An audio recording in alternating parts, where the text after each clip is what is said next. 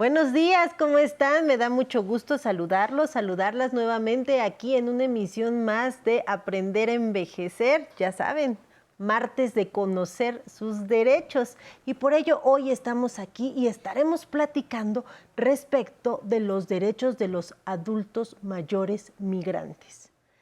Transitar por el territorio nacional es un derecho que tienen todas las personas, ya sean nacionales o extranjeros. Pero no es el único derecho con el que cuentan las personas que están transitando por nuestro país y que no son mexicanos. Por ello, hoy les haremos de su conocimiento todos estos derechos que tienen las personas adultas mayores que se encuentran en esta condición. Pero antes, y como ya es costumbre, vámonos con esta cápsula que les hemos preparado con mucho cariño para todas y todos ustedes.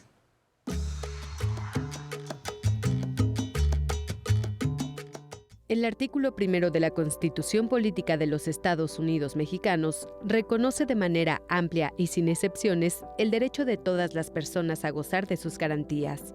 Ante esto, las personas adultas mayores migrantes son reconocidas como sujetas de derechos, sin importar su origen étnico o nacional, e independientemente de su situación migratoria en el país.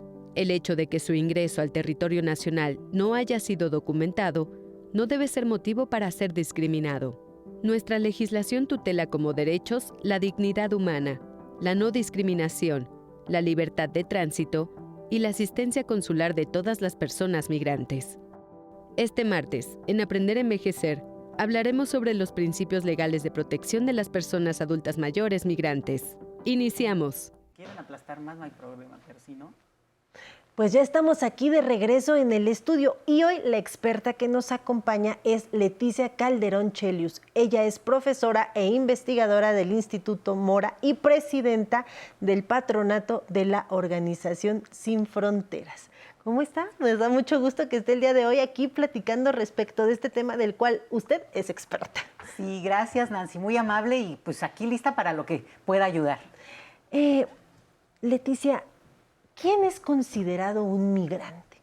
Fíjate que es muy importante esta pregunta porque justo con la cápsula del inicio creo que estamos hablando de mexicanos que radican fuera de nuestro país y que creo que pueden recibir información muy importante porque su país sigue aquí, no los abandona y ellos no nos abandonan. Esa es una parte de un proceso humano que es la migración. Y la otra, como efectivamente tú lo decías, serían aquellas personas que o radican en nuestro país y no son nacidas en nuestro territorio y no se han naturalizado, ojo, los naturalizados son ciudadanos mexicanos, ¿eh? Y las personas que transitan por el territorio también tienen derechos respecto a nuestro país, como ocurre en todos los países que han sido firmantes de acuerdos internacionales, como es el caso de México. También habría lo que corresponde a migración interna, pero tendría otra tesitura que, bueno, si tú eres de Monterrey y estás en Puebla, obviamente te tienes que acomodar hasta al sabor y a las cosas, pero no pierdes tus derechos como ciudadano. Y lo mismo ocurriría, pero con otra condición que ahí sí es mucho más grave, cuando estemos hablando de desplazados internos, que son personas que han tenido que salir de su lugar de residencia por cuestiones pues, de una situación muy grave. Pero serían ya condiciones más específicas porque son residentes, son ciudadanos del país en el que se mueven. Y el último punto que creo que es muy importante, porque además luego nos oye mucha gente que, bueno, porque he estado en algunos programas y siempre pasa, ¿no?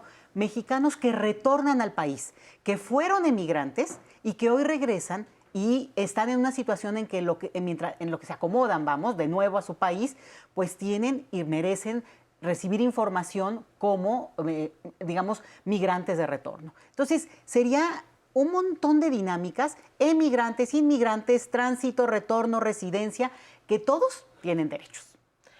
En nuestro país, como decimos, la Constitución protege y salvaguarda los derechos de las personas, tanto de nosotros los mexicanos como de los extranjeros que están pasando, transitando por nuestro país. Incluso también se habla de que sí, bueno, ahorita ya no se contempla la cuestión de los esclavos, pero nuestra Constitución señalaba que incluso si un esclavo pisaba nuestro territorio nacional, recobraba su libertad por los derechos que otorga nuestro país.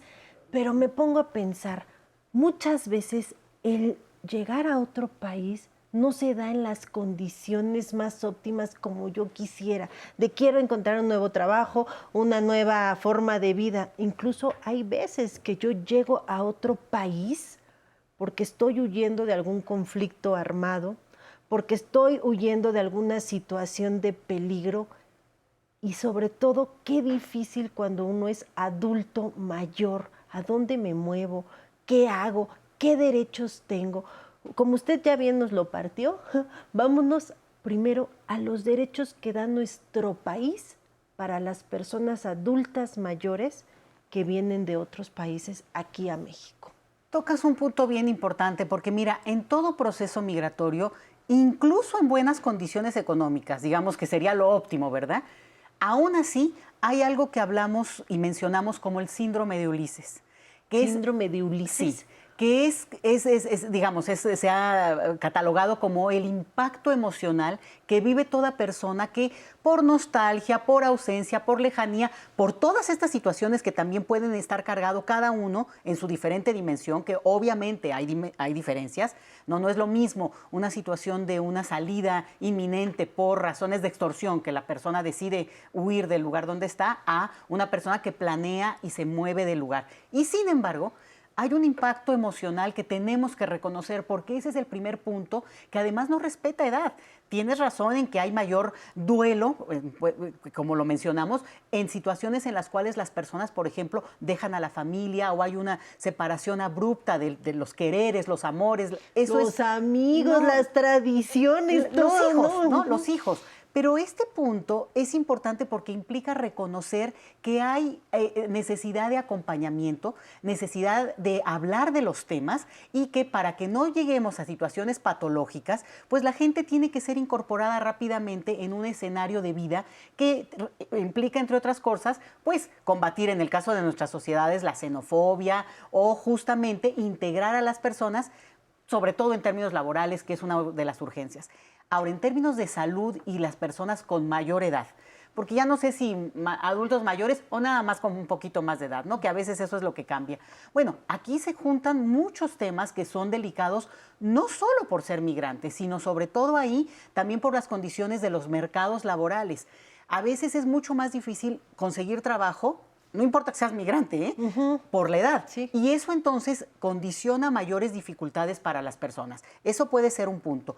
Otro que también que puede ser complicado tiene que ver con que las personas vamos jalando un poco más, digamos, vamos poniéndole en la bolsita más enfermedades o cuestiones que se te van juntando a lo largo de la vida. Y entonces eso implica que las personas tienen que recurrir y tienen derechos, Nancy. Esto es un punto importante. De acuerdo a las leyes mexicanas, las personas que residen en nuestro país, aún no siendo nacionales, tienen derecho a acceso a la salud, lo mismo que a la educación y, por supuesto, al trabajo. Digo, no es que les van a dar trabajo, pero tienen derecho a trabajar. Entonces, esto implica que no se te puede limitar por ser una persona extranjera.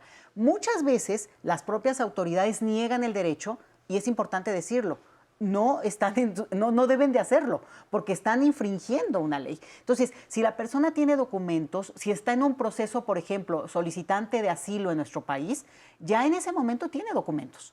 Y por tanto, si necesita, podría acudir a hacer su fila como todo mexicano. Digo, yo no estoy diciendo que hay una prioridad, simplemente que el derecho no se niega. Entonces, claro está que hay personas con una situación en la cual a lo mejor tienen una enfermedad más avanzada de cualquier tema y bueno, tienen que ir llegando, como ocurre con los mexicanos, de ventanilla en ventanilla a través del seguro social o el ISSSTE, depende ahí a lo que puedan acceder, por ejemplo, si están trabajando, para que se les pueda ir canalizando. Pero ciertamente ese derecho en nuestro país se mantiene y nada más déjame agregarle al caso de los mexicanos que radican en el extranjero.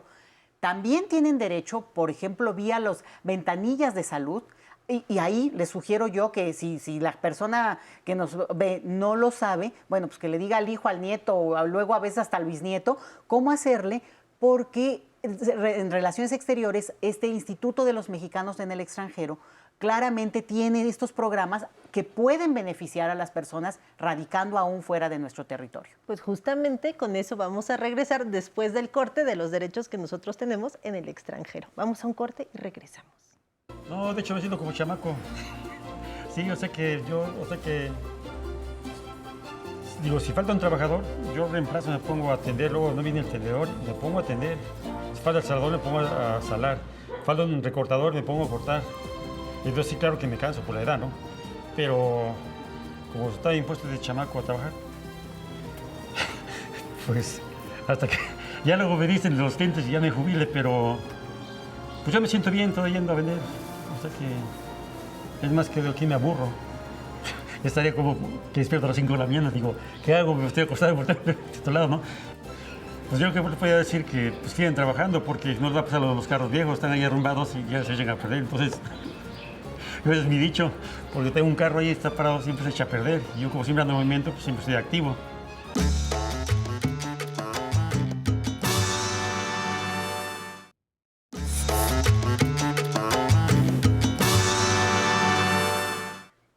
Pues seguimos aquí conversando con Leticia Calderón Chelius, quien es profesora e investigadora del Instituto Mora y presidenta del patronato de la organización Sin Fronteras, con quien estamos platicando aquí de los derechos que tienen los migrantes. Leticia, ¿me acompaña a ver qué nos quiere preguntar el público? Claro. Hola, buenas tardes. Mi nombre es Marta Morales. Tengo 55 años y solamente me gustaría saber si los migrantes tienen derecho a la salud. Pues ya hemos abordado un poco, ¿no? ¿Tienen derecho a atención médica? Mira, eso es muy importante. Derecho tienen. Ahora, el vericueto que implica muchas veces ejercer el derecho es parte de lo que, bueno, es una controversia a nivel internacional, pero en el caso de México, muchas veces lo que puede ocurrir es que las personas no reconocen los funcionarios y por eso aquí un llamado a los funcionarios para que acaten la ley, ¿no? Eso es importantísimo. Fíjate, cuando la pandemia fue interesante que los primeros momentos en que se empezaron a poner las vacunas, había funcionarios que por la libre ponían un papel que decía, no, extranjeros no. Extranjeros y naturalizados no. Ahí tengo fotos, ¿eh? Total que se armó el argüende, porque las organizaciones que acompañamos a los derechos de las personas migrantes, pues reaccionamos de inmediato, pero además en otros países estaba la misma controversia y lo interesante fue que de inmediato la autoridad sanitaria de este país, ¿no? En las conferencias que se daban en la tarde, el doctor Hugo López-Gatell salió y dijo, a ver, no. Aquí es un problema de salud pública. ¿Por qué? Porque si hacemos una distinción entre la nacionalidad, pues el contagio sigue tú. El problema es que el COVID en este caso no reconoce la diferencia de los orígenes. Exactamente. Entonces, fue una prueba bien bonita para demostrar así, fehacientemente, que las personas tienen derecho y que excluirlos era obviamente un acto totalmente indebido. Pero la otra es la muestra de que las enfermedades no reconocen la distinción ni de clase, ni de edad, ni de origen nacional. Entonces, me parece que este ejemplo ilustra que el hecho de tener el derecho muchas veces no necesariamente es que te lo den en automático y por eso saber que se tiene implica pues exigirlo y tratar de ejercerlo, digamos, de una manera cabal. Ahora bien, los mexicanos que vamos a otro país, ¿qué derecho tengo? ¿Tengo los mismos derechos que los ciudadanos de ese país? ¿Puedo acceder al trabajo? ¿Puedo acceder a atención médica, educación? O si yo tengo algún problema en el extranjero, ¿cómo me protege mi embajada? Creo que ya le lancé dos preguntas, ¿verdad? Son dos cosas diferentes. Mira, México es de los países que tiene más flojitos sus derechos para las personas extranjeras, ¿eh? O sea, el derecho y el ejercicio del derecho, porque de ahí hay un trecho interesante. Luego nos gusta mucho, ¿no? No, pues firmamos y dijimos, sí, pero a la hora... Sí, exacto, todo está muy bonito, entonces, pero ya en la realidad... Sí quisiera decir que, por ejemplo, hay países como Estados Unidos, donde con todo y lo que podemos hablar de ese país, con los problemas que sabemos que ha habido para la población extranjera, todo el tema de cuando Trump estaba en el poder, por ejemplo, el discurso que levantó, y sin embargo es un país con muchas leyes muy benéficas para las personas extranjeras que logran ejercer derechos, pues es muy interesante. Por eso quiero decir que muchas veces depende el país al que la persona llega, que esos derechos se vuelven más accesibles y también más, digamos, de exigencia real. Hay países como España, donde también su constitución, y depende la ciudad, Nancy, eso es también un rasgo importante. Fíjate que ha habido un avance muy interesante. La Ciudad de México en la ley, tiene también una condición que se llama ciudad intercultural. Nosotros tenemos desde hace más de 10 años ya esto que tiene que ver con cómo las personas no residentes de la ciudad, pero que llegan, les habían llamado huéspedes, pueden exigir y hacer uso de derechos que son propios para cualquier persona por el hecho de ser persona. Entonces, esto fue avanzando poco a poquito en otras ciudades, no se ha consolidado, pero creo que es un rasgo propio de las sociedades actuales. Los mexicanos en el extranjero sí pueden pedir el apoyo y el respaldo, digamos, de sus embajadas o consulados, pero ojo, una cosa es pedir el apoyo para una cuestión, por ejemplo, criminal, que te estén acusando de alguna cosa, o como procuradurías de justicia, que ahora lo decimos, y no me refiero a quienes viven en el extranjero y que van a hacer trámites, sino tú te referías más a alguien medio de tránsito, ¿no? Uh-huh. Pero las embajadas y los consulados no resuelven la problemática de alguien que pudiera haber tenido un accidente. Podrán acompañar, por ejemplo, que no deporten a la persona en medio de una situación que tiene que esperar para poderse curar, vamos a decirlo.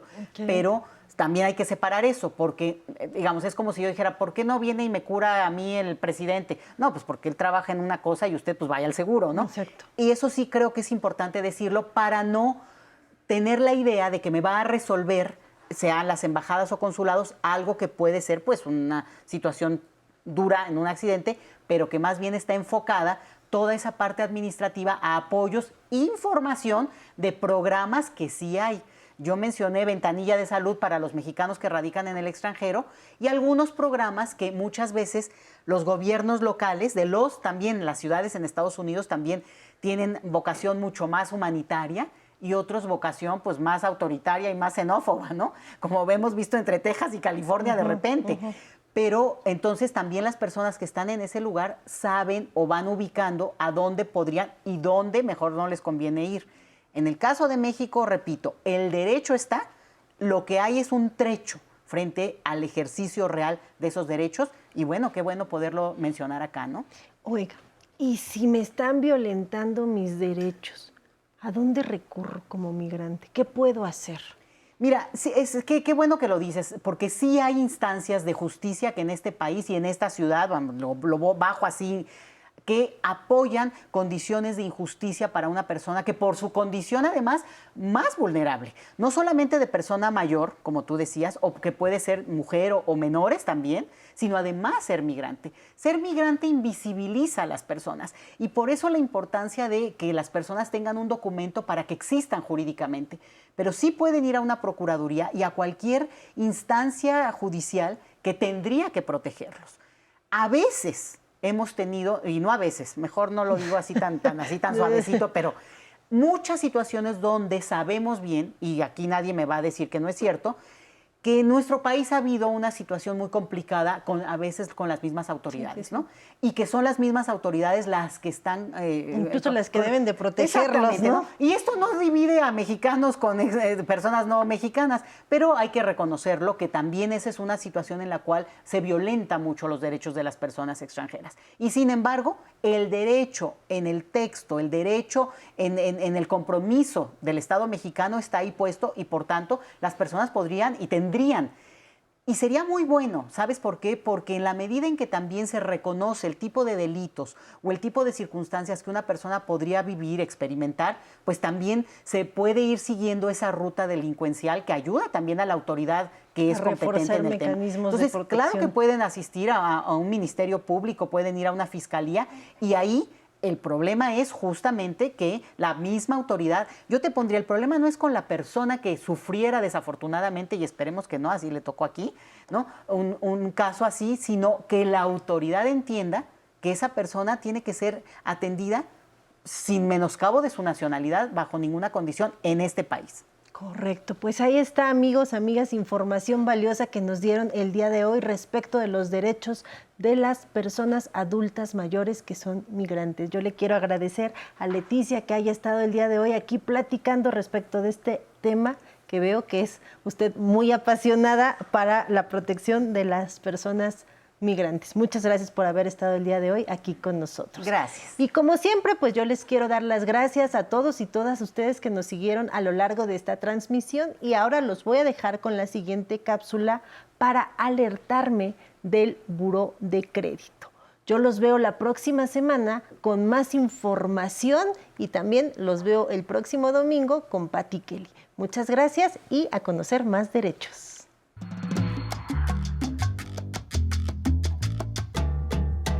Durante más de 2 décadas, el Buró de Crédito ha sido la principal empresa en México dedicada a generar un reporte que refleje el comportamiento de pagos de aquellas personas que utilizan una tarjeta de crédito o que contrataron algún servicio, como es el caso de la telefonía celular. Esta sociedad de información crediticia cuenta con una herramienta digital denominada Alértame, que ayuda a prevenir e identificar un posible robo de identidad. Por ejemplo, si alguien quiere contratar un crédito a nombre de otra persona, sin su autorización, a esta última le será notificado vía correo electrónico. Así, al saber de este intento de fraude, podrá reportarse de manera oportuna. Alértame es un servicio gratuito que está disponible en el sitio web oficial del Buró de Crédito. Esta herramienta también le dará a conocer cualquier tipo de modificación que se efectúe, como los cambios de domicilio, créditos nuevos o consultas a su historial, por mencionar algunos. Hoy en Aprender a Envejecer, le diremos cómo contratar este servicio desde su dispositivo móvil. Desbloquee su teléfono y vaya a su navegador de Internet. Toque en la barra superior e ingrese al sitio web www.burodecredito.com.mx. Pulse en el menú superior izquierdo, que son las 3 líneas horizontales, y presione en Soy cliente. A continuación, seleccione la opción Alértame. En la siguiente página vaya a Contrata ahora. Primero ingrese sus datos personales: apellido paterno, apellido materno, nombres, fecha de nacimiento, RFC y correo electrónico. También puede proporcionar un correo electrónico alterno para recibir notificaciones. Si así lo desea, ingrese la dirección de correo y luego confírmelo. Deslice la pantalla e introduzca los datos de su domicilio: calle y número, código postal, estado, municipio y colonia. Presione en Continuar. En el segundo paso, debe proporcionar su información crediticia. Responda si tiene alguna tarjeta de crédito vigente. Si su respuesta es sí, ingrese el número de su tarjeta, la institución que le otorgó el plástico y su límite de crédito. Después responda si cuenta con un crédito hipotecario. Por último, conteste si tiene un crédito automotriz. Posteriormente, escriba el código que aparece en la imagen. Es el método de seguridad que utiliza el sitio. Para continuar, lea el contrato de prestación de servicios. Toque en el enlace de color azul para descargarlo. Si está de acuerdo, seleccione la casilla Autorizo. ¡Listo! La contratación del servicio ha sido exitosa. Aquí le mostrará su clave de usuario para que pueda ingresar a Alértame. La contraseña será enviada al correo electrónico que proporcionó. Deslice la pantalla y presione en Ingresar. Escriba la contraseña que fue enviada a su correo. Luego debe crear una contraseña que contenga 8 caracteres: una mayúscula, una minúscula, un número y un carácter especial como un signo de interrogación. Confirme su contraseña. Deslice y pulse en Enviar. Su contraseña ha sido modificada con éxito. A partir de este momento recibirá las alertas del Buró de Crédito en su correo electrónico cada vez que una persona o una empresa revise su historial crediticio. La vigencia del servicio es por 1 año a partir de la fecha de contratación, y posteriormente le enviarán un correo para su renovación. Si tiene alguna duda, envíela al correo electrónico tecnología@aprenderenvejecer.tv. Hasta pronto. Seguimos en Aprender a Envejecer con excelentes temas para las personas mayores. Como cada martes les recordamos los derechos que tienen, en el Facebook de Aprender a Envejecer pueden volver a ver los programas para que no se pierdan ningún detalle. Y por supuesto saludamos a los que se reportan desde Oaxaca, a los que nos ven en Guatemala, en Monterrey, y muchísimos abrazos hasta Perú. Y también muchísimas gracias a todos los que nos mandan sus comentarios desde diferentes lugares, como María Eugenia, que nos ve desde Nuevo León. Rosy nos escribe desde Aguascalientes. Chivis nos saluda desde Puebla. Martínez Clara felicita desde Oaxaca al programa por la información tan necesaria e importante. Muchas gracias por sus comentarios. Y claro, a todos los que están en el Facebook Live, qué bueno que se reportan con nosotros, como Patricia Ismael, Memo KM, Cocinita de la Madrid nos saluda desde Quintana Roo. Muchas gracias por tu mensaje. Yolanda Rosales, gracias por tu comentario. Lulú Vega desde Cuautitlán Izcalli. Y bueno, pues ya para despedir el programa, nos vamos a bailar al ritmo del Grupo Care con El Cantante. Que lo disfrute.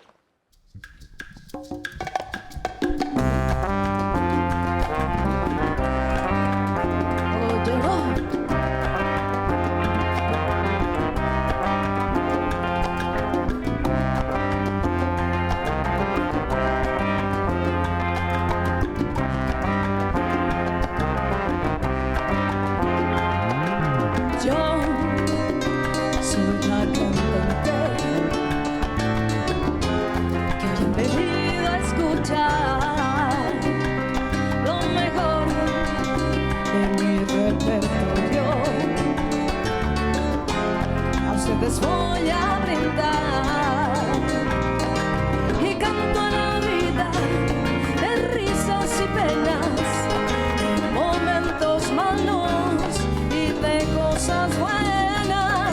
Vinieron a divertirse y pagaron en la puerta. No hay tiempo para tristezas. Vamos, cantante, comienza.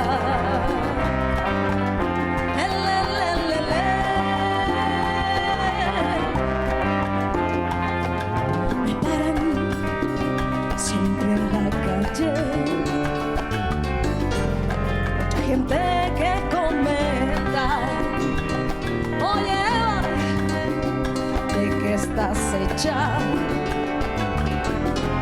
Siempre en fiestas y juergas, y nadie pregunta si río, si lloro, si tengo una pena que hiere muy hondo. Yo soy la cantante, porque lo mío es cantar y el público paga para poderme escuchar.